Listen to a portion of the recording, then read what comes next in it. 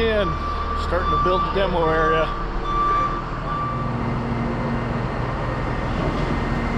Oh yeah.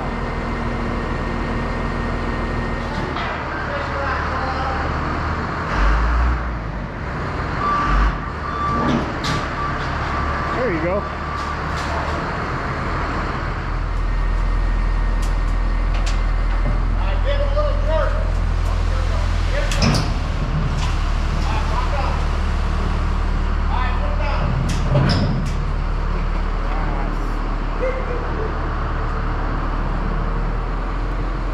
Time to play.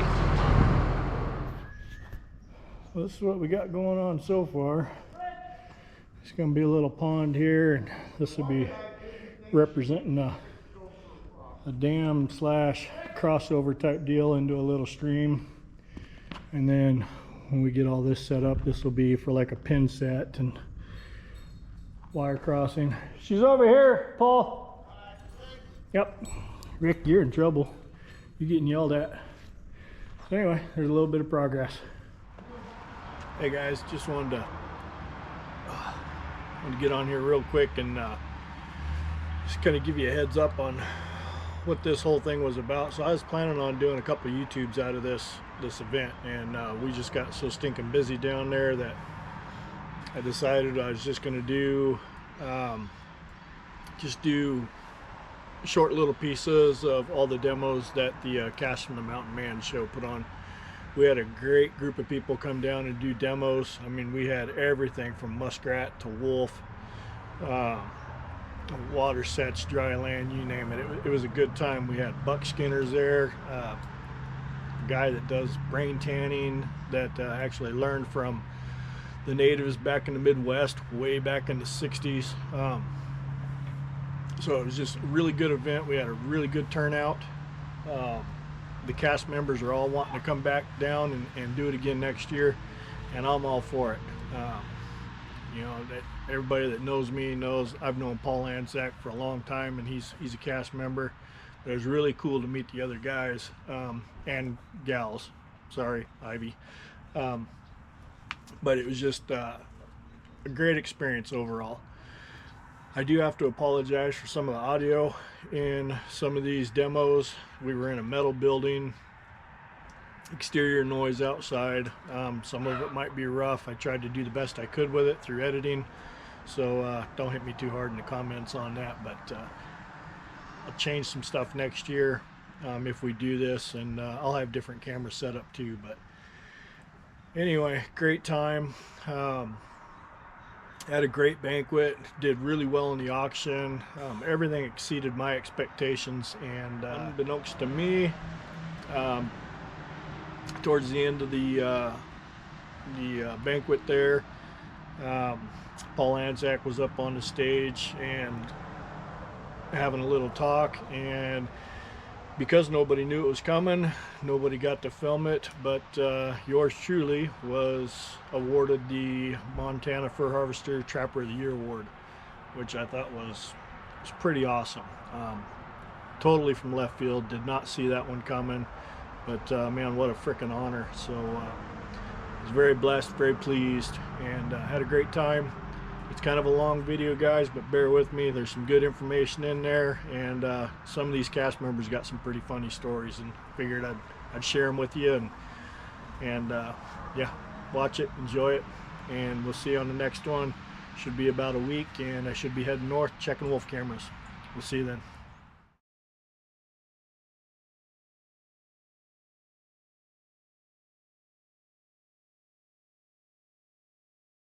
About 3 years ago, or 4 years ago, actually if you go all the way back to Southern Illinois when I trapped a bunch back there, Southern Illinois has a really nice beaver, and I always liked the platinum bellies on their beavers. I'm like, man, that's got to be some better stuff than the backs, because a lot of the times on the backs, you know, they get bit up and everything, but the belly was never bit up, it was never rubbed up, and it was always good.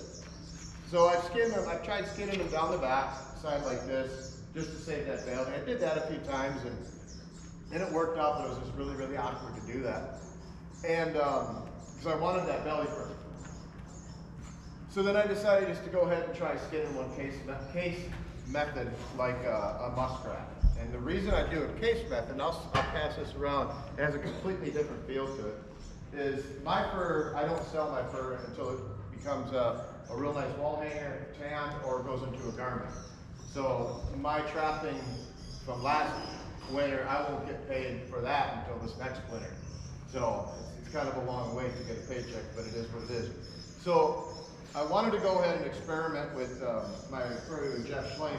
I'm doing mittens for women and just using the belly fur because it's two different kinds of fur. This is more like an otter, more like a short nap, and you throw it around the back and you got that long stuff, right? So my idea was, you know, maybe the women would be a little bit more attracted to that shorter nap where it's not such an aggressive, longer fur. So I started doing the case method because now I can use 100% of the beaver. When you skin it round like this up the belly, I only had a little bit of it right here on the sides to go ahead and utilize that belly fur. So, but right now, he'll go ahead and he'll take, when Jeff gets my beaver, he'll go ahead and he'll cut it down the side here and down the side there, and then he'll block it out. And now I got a big, huge plate to go ahead and use that belly fur. Okay? Come up the leg here like this. My knives are horrible. So I forgot to have my son go ahead and pull the beaver out for me. So he got to the VRBO last night, and I'm like, I got that demo tomorrow. He's like, yeah, you got that demo tomorrow. I'm like, that beaver's frozen. Does it say anything in the VRBO rules about thawing a beaver out in a clawfoot tub? Nope. So we threw it in the clawfoot tub and put the water to it. So frozen beaver, dull knife. Some kind of professional, eh? What do you got there? Is that sharp? Might be a little better, no? Oh no, that's Good try. yeah. Thanks for the thought. My fall beaver, I round them, okay, which is the open method. My winter beaver and my spring beaver are the ones that I case. Because my fall beaver, I shear, and that becomes the liners for my mittens. So, we come over here just like you'd skin a coyote. Hang that right there. This is probably a really important part as far as keeping it on your stretcher, is keeping that nose intact. Unless you want to put a bunch of pins in it on a board, or if you got to put it on a board. Like I say, the bigger beavers, they fit real well on a wolf board. I had a bunch of extra wolf boards and I cut them down from 8 foot down to 6 foot. So.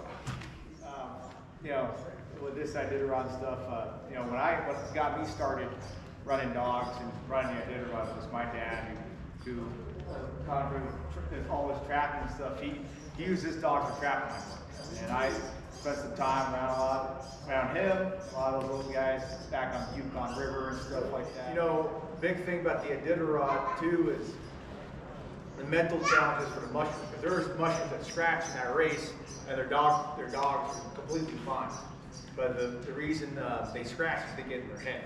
I mean, it's an emotional roller coaster that until you finally experience it, it's nuts. Because you can be on the highest of highs, and all of a sudden you're leaving whatever, you camp for 4 hours for dogs, and they get going, and all of a sudden you think, oh man, my team's falling apart and whatnot. I remember when I decided to do a Iditarod, one thing my dad told me was, before you scratch, I mean, go to sleep for a little bit, because you know that's one thing too. We're also fighting is sleep deprivation. You know, a lot of us mushers aren't really getting a whole lot of sleep. You know, we're sleeping 4 hours, 24-hour period, being competitive. And some of those guys that are being super competitive aren't really sleeping that much. You know, I mean, dogs are resting a lot, but you're staring at that clock. What makes it funny is we have a leader hook when we have the dogs stringed up. I got everybody booted. I have a leader hook as part of my hook system for the sled. I go up there, go take that off. My dog's just hammering on the line. And I'm surprised they didn't pop my hooks then. I go take off my leader hook, they just start going ballistic. I get halfway to my team, and my sled takes off down me. And I jump, I have a trailer back in the sled, so I just jump and grab that thing. And I let go of my leader hook on that, I just let go of that. I'm just hanging on to this thing. And they won't stop. I'm like digging my heels into the, my toes into the snow, and they just keep on rolling. So I'm like crawling up, and I'm getting on. We have a tail dragger, so generally these modern sleds, they have a main basket here. You know, they have this back section here that acts like a seat or an extra place to put gear, called a tail dragger. So I'm crawling up that thing, trying to tip my sled over, but it's pretty heavy. It's early in the race, and we had extra gear in there. And I finally just get to my brake. I'm just pushing down that thing. I'm still on my belly, you know, this whole deal. And I freaking finally they stop, and I just get up there really quick. My main hook's underneath my sled, and I still got my other hook. Be, you know, this is the first run, so it's still going to be, still got over 1,000 miles to go. It's going to be a long race without that other hook to slow down. So I told my leaders, come haul, I mean, makes them go this way, and they stole the other hook drag, and I finally get that thing off. I lift it up and I grab it, and I grab my other hook, and I made them come haul again back on the trailhead to Nenana. And I'm just telling my dogs, man, you guys aren't being very nice right now. And still, then we get to Nenana, and I'm all hot, ready to go. I have my buddies there. I'm like, all right, guys, see you later. Pull the hook. We passed, they had the teams in front of us, and we passed them. We get going. And I had this early in the race, so I didn't have my best leaders, because I'm saving my better leaders for later on. So I had Tweedledee, Tweedledum up front. They know G and Ha. They can go off trail. But they saw the dog trucks, because it was like, this was part of Solid Road System we were allowed to have. And so they thought, oh, well, there's the dog trucks. So we're done for the day. So they try to go up in Nenana, the checkpoint's on the riverbank, so they try to go up the bank to the village. And I'm yelling at them like, ha, ha, ha, and saying a few choice words. You're talking about like Jake that gets bleed? Yeah, the camera guys were there. The camera guys were there filming it all, and I'm like, ha, ha, a few bleak words there, and they have a tempo, ha, and the tempo just banging. I got the dogs up there. He's just banging on his harness the whole time. And I finally, they got turned, but now we're going back into the checkpoint. They're going to head on, these teams that are camped. But finally, a good friend of mine, Matthew Failer, is camped there. He runs up, he grabs my dogs, and he puts them back on the trail. I'm like, thank you. And I take off. But that was 71 at the time. I'm 77 now. So he's on the dogs, and I feel like I'm back at being a kid again. I'm up front of snowshoes, him yelling at me to go back. But I look back, and he tips over in the boulder field. He tips over the sled, and he gets drunk through there. And I'm kind of laughing because it was kind of funny.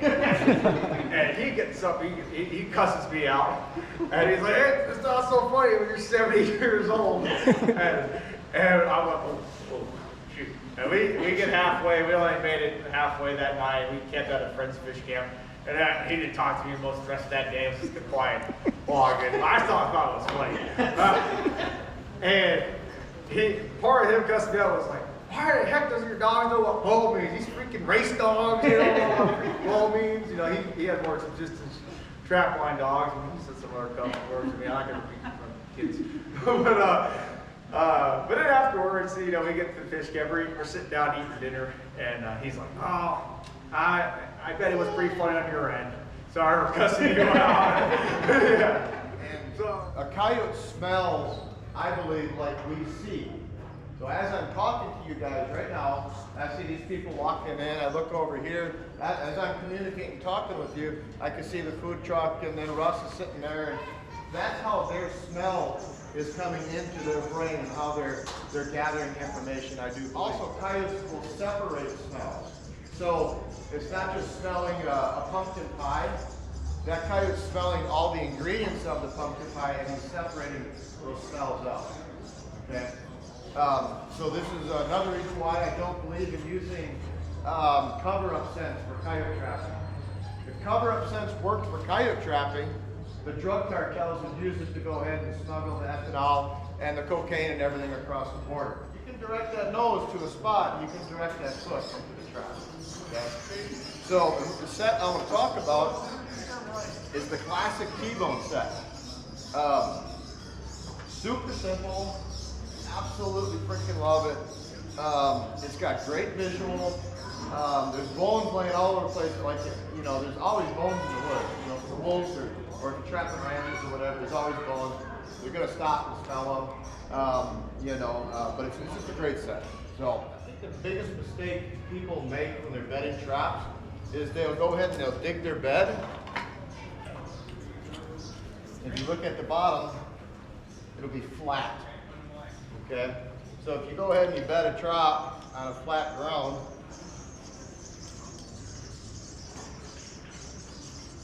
you can throw that chain underneath it. Okay? And now you gotta try to get that thing solid.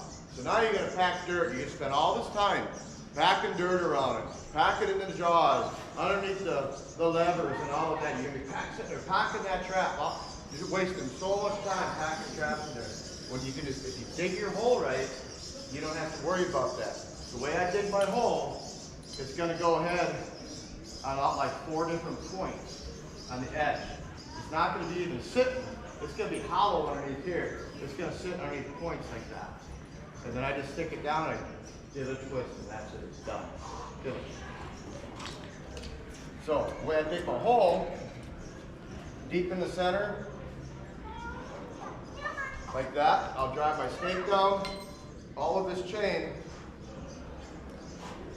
goes down inside of there.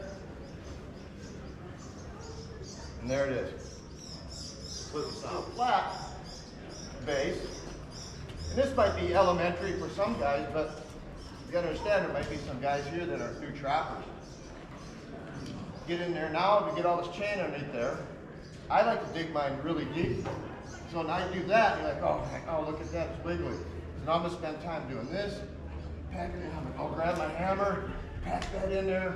And you're just spending all this time, and then you're spending time, all the smell is falling off of you. You're getting, by the time you get done, that coyote's gonna know what your wife ate the other day. You know what I'm saying? So there's noses that are so good. Love my T-bones, okay? Different times of year, I use different lures in it. My October coyotes, mid-October, November coyotes, the pups are still intact with the family unit, most likely. They haven't dispersed yet. There's a lot of competition between the pups. I'm not going to go ahead and use gland lures. I'm just not going to. Just try to stay away from them. That's when I'll use like a mouse-based lure, a food lure. There's a lot of competition with coyotes. I try to trap over dead cows. I'll stay about 60, 70 feet away from a dead cow, and the cow will be upwind. That was another thing I tested this past year. I've set them on the upwind side of the dead. Coffee filters, or pan covers.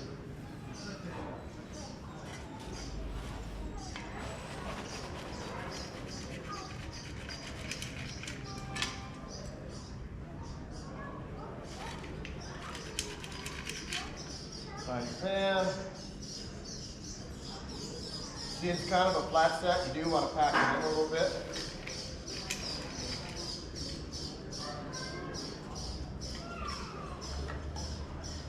You got kind of an angle right here. Put that angle up towards the hole. I run about that far. I don't bring a tape measure on my trap line. You can actually guide the foot, the coyote's foot. Stick that sucker there. That's basically it.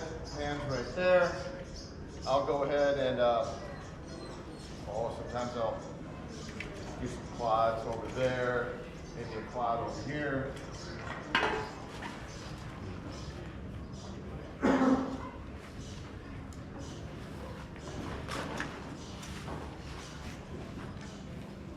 And that's it.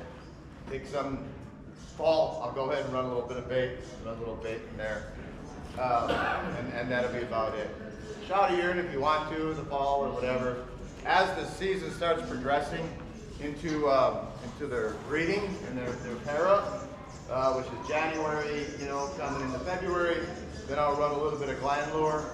A friend of mine, I went to the Virginia convention last year, that PA convention. And he's like, man, you got to try Russ Carmen's Bensang. I'm like, oh, I can't do that. Great, it's just another gland lure. He goes, no, you got to try the Bensang. He goes, it's really good. So I bought 4 jars of it, brought it back. I cracked it open. You know the smell of a dog kennel?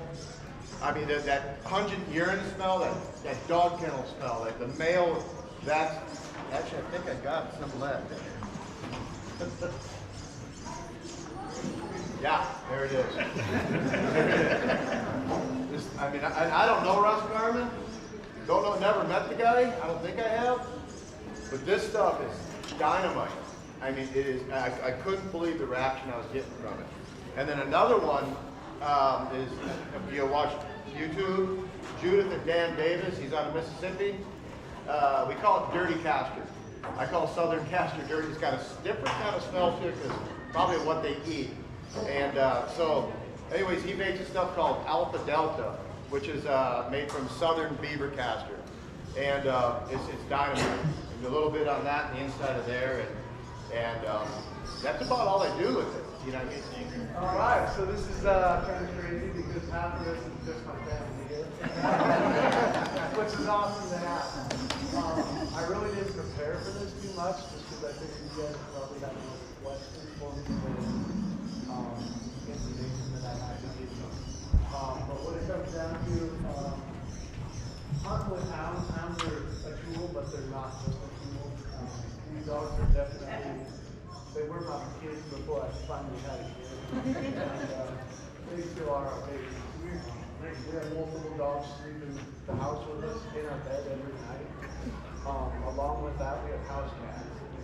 So these dogs will track down mountain lion, bobcat, bear, fight them all day long, and they'll go home and they'll cuddle up next to the house cat. There's a lot of people that say that can't be done. The fact of the matter is, what you put into it, the dogs are way more smarter than you are.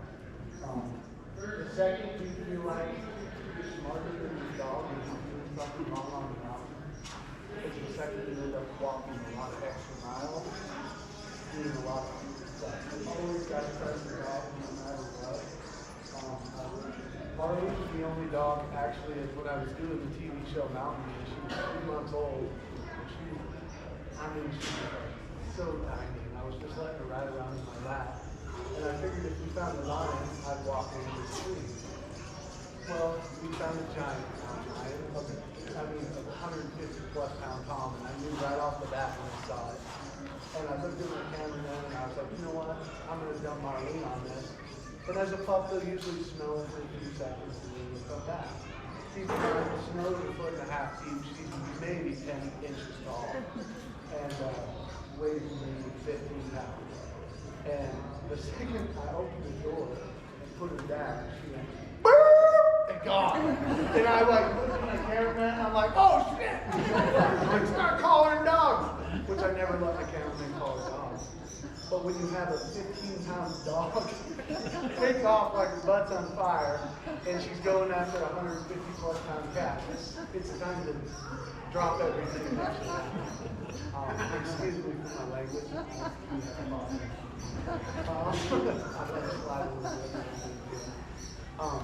So the next time I saw Marlene was at the tree, which I cannot tell you how cool that was to see. We got to the tree. My one cameraman had never seen a lion before, and I don't know what I was thinking, but I got to the tree, I got excited, I grabbed my big dogs. First thing you do is tie it uphill. Now, when you're with a mountain lion, you always want to be uphill, up the tree. So you're always going to be downhill of it because it's up in the tree, obviously. But you're always on a slope. And when a mountain lion exits, he's always going to go downhill and away from you. So for the safety of everybody, you always swing to the upside of the tree. So when the cat comes out, it can come out unconfrontational without grabbing a human, a dog, whatever that might be. So I got to the tree, and I chained up my 3 old dogs, and I'm looking over here at this cameraman, and he has the biggest man on his face. I'm like, isn't that cool? And about the time I say that, I see his eyes get big. And and I turn like this, and I see that mountain lion go out of the tree, and when it hit the ground, Marlene, 15 pounds, had a hold of it by the tail. And my other 3 dogs that are above me came to a tree, and I'm just like, oh! Run back, dumping dogs, and it was just wild. And from that day on, Marlene just never looked back. I put a collar on her 3 months one day, and we just started running lines. She's been my one and only dog. She's truly what makes me me. Like everybody sees me catch all these cats. It's not me. These dogs catch. As a matter of fact, everybody else asks me how many lines I catch, and that's something that I'd never like to share. But this year's the first year I will honestly answer to anybody, and I did catch 1 bobcat by myself this year without that. The dogs do all the catching. I just follow. I'm the guy that's dumb enough to keep following all the time. Like a lot of my friends here have went with me before, and we find out taking them out for a week, and at the end of the day, two are looking at me and it's like, you have a problem. A big problem. Like, I'm going wrong. You're not.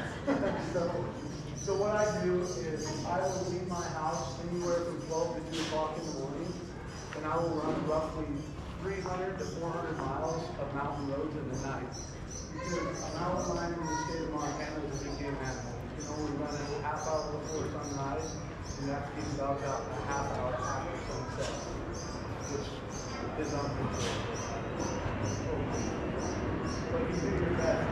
Mountain lions will breed year-round. That's another thing that a lot of people don't realize. There's no mating season for mountain lions. They will mate year-round. And how they do that is it's really crazy, actually.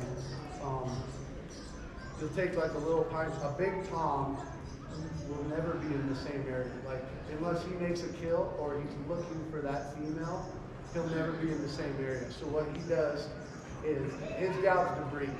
He will wake up and he literally will walk a straight line.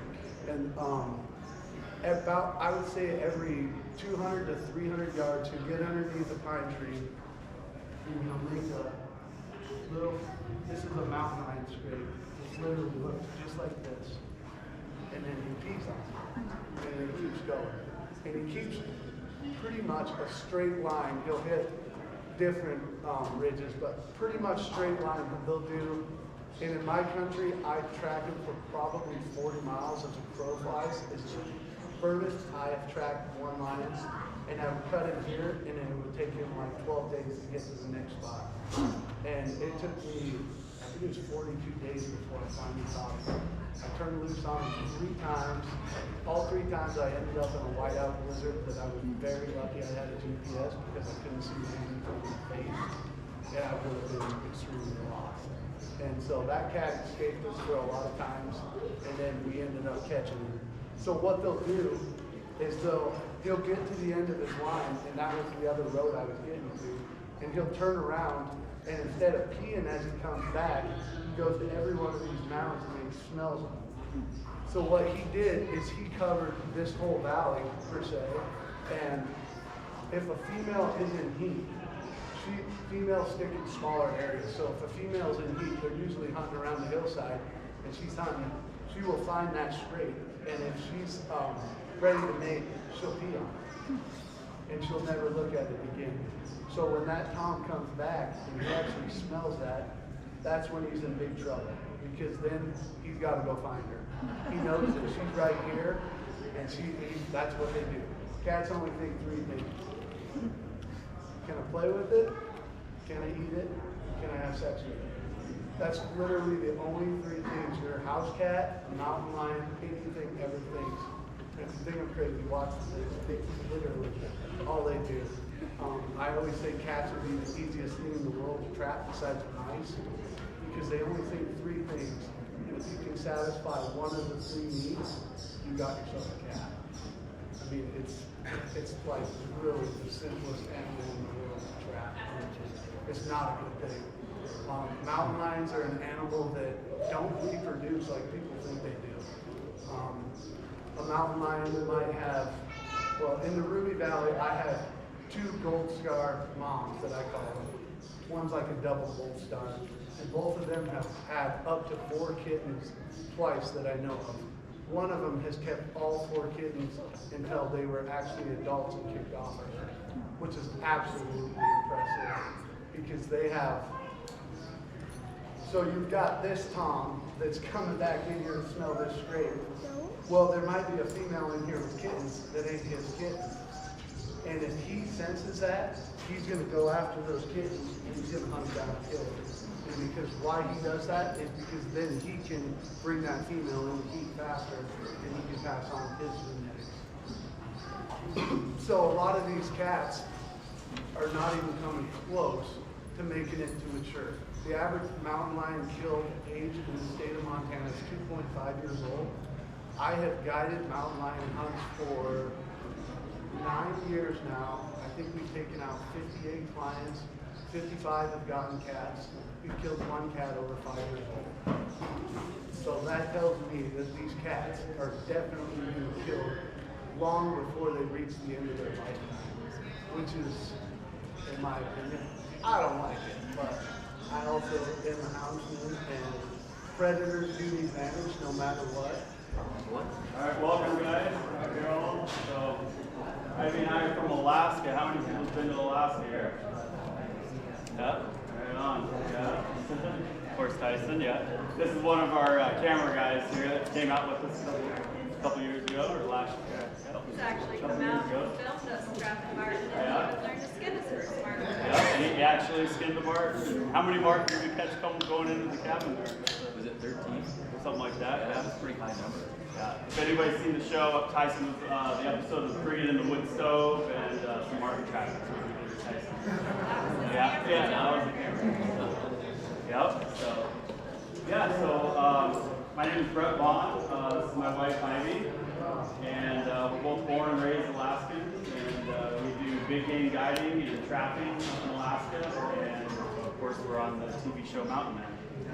So it's a passion of both of ours, and I grew up, a little background about myself, I was born in Anchorage, homeschooled from kindergarten through 5th grade. I lived out there in the bush, kind of in the area where I ended up building my first cabin when I was 19. Then I went to school in Anchorage, did the public schools, played hockey, went to college. I was going to be an air traffic controller, graduated with a couple degrees, and there was a hiring freeze with the FAA. And then since I was 23, and then I was getting bugged since I was 18 by my dad's guy that he guided for. He was just an assistant guide, retired school teacher. So I was like, yeah, I'll try it. It's kind of like a filler, just out of college and stuff, and ended up making big game guiding a career. And we do traffic tours, women's retreats, big game guiding, stuff like that. So, and then when I was in college, I bought a piece of property when I was 19 years old, and built a cabin in the 4 summers, and lived out there full time for about 8 years. Decided to guide work and work my way up, and was doing that, and that's how I met Ivy, and then we collaborated and joined teams, and her background was fishing, commercial fishing and stuff, and I did some sport fishing guiding when I was in high school and stuff like that, and we made a great team, and we met and hit it right off, and we're like, wow, we combined our worlds and stuff like that. Need to find somebody who can, hang out here in the woods, and we make a great team. And what we do with the power of 2, there's no way I can be where I'm at without her. And yeah, we'll let her talk a little bit about herself before we begin today. What an intro. It's like you thought that one out. Hi, everybody. I'm Ivy. I grew up in Alaska, closer to the coast, more Bristol Bay, Kenai Peninsula area. I switched between the 2. I come from a commercial fishing family in a small village. So I grew up commercial fishing. I got a permit when I was 13, and the rest of the year, when summer was over, I didn't know what I wanted to do with the rest of the year. So I picked up a lot of different trade work. I was a skinner and a flusher for a lot of years too, and I always thought, man, I get to work with these fur-bearing species a lot. It'd be really cool to see it full circle and see what the trap line life is about. And then, not too much longer after, I met Brett through a good friend of ours, and he immediately invited me out to go trapping with him, and I was like, oh man, this is my dream. Like, here we are, you know, this big life that we built together. So, yeah, my intro into trapping and seeing what that world looked like was what we're about to show you here, setting up pole sets for Martin. The first trip into the cabin that he built, that he was telling you about the concept of Martin on my way in. I was just mind blown. Like, this is the best thing ever. So, yeah, excited to be here. You know, we came from Alaska, so we heard this was all teaming up and that everyone was going to get together and be with a lot of like-minded trappers and outdoorsmen here in Montana. We were like, we got to go on vacation. We're getting out of Alaska and we're going to go to Montana and see everybody. So we're grateful to be here. Thanks for having us. And we're going to kind of share what trapping in Alaska looks like. Brett's going to kind of throw his sets together here and show you how we do it. Yeah, and take any questions you guys have. Okay, what kind of bait do I use? Okay, well, Martin, it's kind of great because you don't have to worry about scent. They're pretty thing, but any kind of bait, you can use anything for a Martin, but what we use is Martin. I use Martin for Martin. So I save my carcasses, I cut the skulls off, we keep that. You can either get you get about 6 sets out of a Martin. So you cut the 4 legs off, there's 4 pieces, and you take the torso. This is after it's already frozen. You cut it in half. I let them freeze like this, so you can easily cut them so they're already frozen. Or you can take a front leg, wire it underneath here, you can take a hind leg, a torso of a Martin. I like to save my torsos because they're easy to go in the conibear, so I use those, and then mostly I use the legs for the outside shoulder. Martin, you could use beaver, but mainly 98% of our Martin sets are caught off of Martin. And we have a lot of trail camera videos of Martin. You know, they eat Martin. You know, so you got a Martin hanging. That's another reason why you want them hanging, because Martin will go in here and eat another Martin. So it depends on your population. I've never seen any sort of sign of them crawling up from underneath. You know, if anything, they're always coming up either straight from the pole or they're going to come up the length of the pole, and then they'll crawl around and they'll reach from underneath. But